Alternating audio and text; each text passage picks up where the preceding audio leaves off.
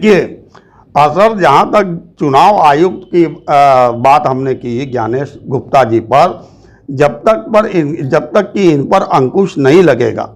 अब देखिए क्या कहते हैं, एसआईआर में नाम काट दिए जा रहे हैं, दलितों के, पिछड़ों के, इनके जो वोटर इनके नहीं हैं उनके नाम काट करके अलग कर दो, चाहे वो कांग्रेस का हो, चाहे वो सपा का हो, चाहे वो बसपा का, चाहे किसी का भी हो। तो ऐसी स्थिति में तो ये तो चुनाव हारने वाले नहीं। जब तक कि इन पर अंकुश नहीं लगेगा, सुप्रीम कोर्ट स्वतः सो मोटो इस पर संज्ञान नहीं लेता है और इस पर उचित कार्रवाई नहीं करता है, तब तक ये इसी ढंग से जो है देश की जनता को गुमराह करते रहेंगे। मेरा जो है ये 27 के चुनाव में हम लोग मैदान में जाएंगे, बहुत ही सतर्क होकर के कार्यकर्ताओं को अपने अपने बूथ पर लगना होगा। साथियों नमस्कार, और आप देख रहे हैं कांडी बनारसी। कांडी बनारसी में आपका स्वागत है। प्रधानमंत्री नरेंद्र मोदी के सांसदीय क्षेत्र में कांग्रेस ने एक बहुत बड़ा कार्यक्रम किया है, संविधान संवाद रैली। सीधे तौर पर बातचीत करें कि इतनी बड़ी जो रैली हुई है, जो कांग्रेस पार्टी के बड़े बड़े लीडर भी आज शामिल हुए।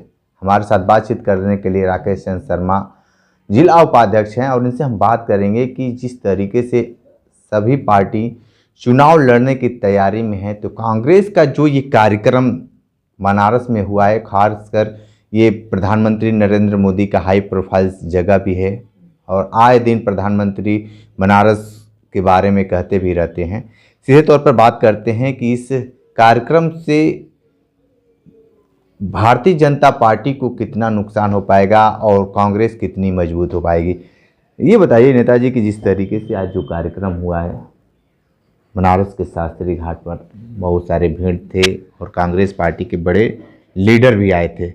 आगामी चुनाव को लेकर किस तरीके से ये कार्यक्रम सफल दिखेगा? बहुत बहुत धन्यवाद। सर्वप्रथम आज संविधान संवाद रैली कांग्रेस द्वारा शास्त्री घाट पर आयोजित थी। उसका मकसद सिर्फ यह है कि संविधान के मूल्यों की रक्षा, जिस पर हमारे भारत का लोकतंत्र के 4 स्तंभ आधारित हैं। क्यों चारों स्तंभ में? आप जानते हैं, पहला न्यायपालिका, विधानपालिका, कार्यपालिका, और चौथा स्तंभ है आप जैसे मीडिया के सशक्त प्रहरी। तो इन चारों पर जो अगर आप देखा जाए तो सबको इन्होंने तोड़ मरोड़ कर ध्वस्त कर दिया है। लगभग इन चारों तंत्रों में इनके अपने संघीय विचारधारा के या इस पार्टी के समर्थक जो भी अधिकारी वर्ग से लेकर के, नेता वर्ग से लेकर के और मीडिया वर्ग जितना भी है, उनके विचारों को पुष्ट करने के लिए ही एक रणनीति तैयार करता है और विपक्ष को बदनाम करने का प्रयास करता है। इसकी लड़ाई हम लोगों ने आज काशी से शुरू किया है।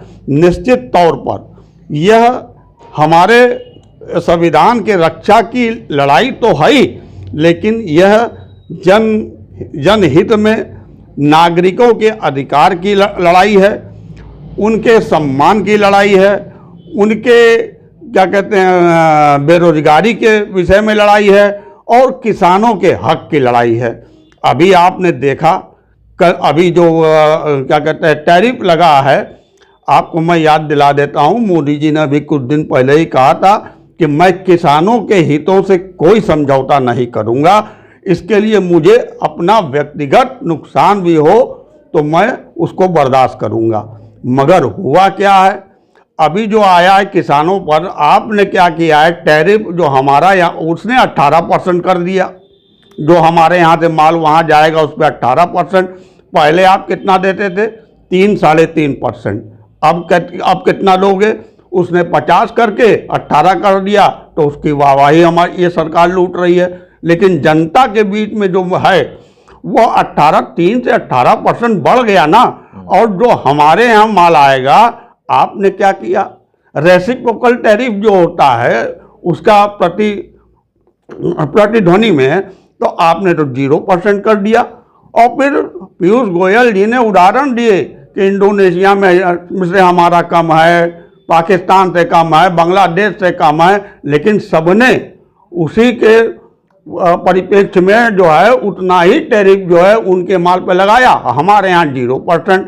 अब किसान, आपने क्या समझौता किया है किसानों के लिए, इसके बारे में कोई विस्तृत जानकारी हमारे देश की जनता को नहीं दी गई, जबकि किसानों को ये पता होना चाहिए कि उनके साथ जो जो जो 0% टैरिफ लगा रहे हैं, वहाँ से क्या मक्का आएगा, बाजरा आएगा, क्या आएगा, हमारे किसान यहाँ प्रोडक्ट कर जो पैदावार है उनकी, उस पर क्या होगा, उनका क्या होगा। देखिए, हमारे यहाँ का जो भी किसान है उसको लागत नहीं निकल पा रही है, इसीलिए आपको याद हो किसानों ने आंदोलन भी किया था, और जो आपने हटाया किसान अच्छा, एक आंदोलन। बात बताइए, क्या वाकई संविधान खतरे में है? जिस तरीके से आप लोग 2014 में 2024 में जिस तरीके से लगातार आप लोगों ने मंच से कहा था कि संविधान खतरे में, तो क्या ये संविधान खतरा जो है आगामी जब चुनाव आएगा तब तक खतरे में रहेगा कि वाकई उसको स्थिर जगह मिल पाएगा? नहीं, देखिए, मैं उसी बात को जो है थोड़ा विस्तार में आपको बता रहा था कि देखिए, अब जो है संविधान तो खतरे में है ही है। आप देखिए ना, हमने कहा, हमने जो है लोकतंत्र के चारों स्तंभ की स्थितियों को बताया, और अब न्यायपालिका से लेकर के न्यायपालिका में हो क्या रहा है। अभी जो है मध्य प्रदेश के अंदर एक ने जो है क्या कहते हैं, जो कोल उस खदान में जो है वकील साहब थे गुप्ता जी, उन्होंने पेनाल्टी लगा दी अडानी पर, तो उनका ट्रांसफ़र कर दिया गया है। तो कोई भी जज जो है जो इनके मंशा के अनुरूप फैसले नहीं देगा, उसका ट्रांसफ़र कर देंगे, उसकी जो रैंक खराब कर देंगे। तो ये सब चीज़ें कोर्ट से ले करके सब जगह चल रही है। अब SIR पे ही देख लीजिए ना, अब आपने जो है उनका जो इतना निर्द्वंद और निर्मुक्त कर रखा है, हमारे जो गुप्ता जी हैं मुख्य चुनाव आयोग, उनको आपने इतना निर्द्वंद कर दिया है कि उन पर कोई आरोप ही नहीं सिद्ध होगा, आरोप ही नहीं तय हो सकता है ज्ञानेश जी पर।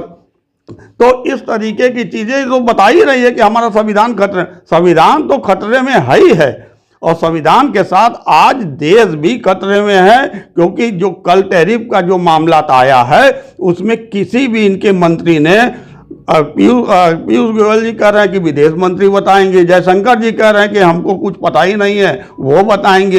ये टोपी उड़ा रहे हैं एक दूसरे को, और देश की जनता को बेवकूफ़ बनाने का काम चल रहा है। ये निश्चित तौर पर कहीं ना कहीं हमारे मोदी जी कंप्रोमाइज हैं अमेरिका से। और देखिए, वहाँ का विदेश मंत्री से लेकर सब बता रहा है कि हमारे यहाँ के किसान को लाभ होगा, लेकिन हमारे यहाँ पर कोई भी मंत्री ये सामने आके नहीं बता रहा है कि कैसे हमारे किसानों को लाभ होगा।